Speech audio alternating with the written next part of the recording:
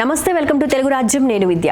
ప్రముఖ బాలీవుడ్ నటి విద్యా బాలన్ గురించి మనందరికీ తెలిసిందే. పరిణీత అనే సినిమాతో బాలీవుడ్ ఇండస్ట్రీకి ఎంట్రీ ఇచ్చిన ఈ ముద్దుగుమ్మ మొదటి సినిమాతోనే తనకంటూ ఒక ప్రత్యేకమైన గుర్తింపును ఏర్పరచుకుంది. అంతేకాకుండా నటనకు గాను ప్రశంసలు సైతం అందుకుంది. ఆ తర్వాత వచ్చిన ది డర్టీ పిక్చర్ సినిమాతో ప్రేక్షకులకు మరింత చేరువైంది ఈ ముద్దుగుమ్మ.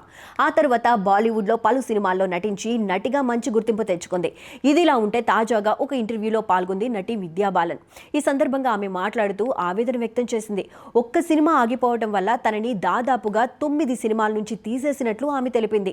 ఈ సందర్భంగా విద్యా బాలన్ మాట్లాడుతూ మలయాళ అగ్ర కథానాయకుడు మోహన్ లాల్తో కలిసి చక్రం అనే సినిమాలో నటించే అవకాశం వచ్చింది.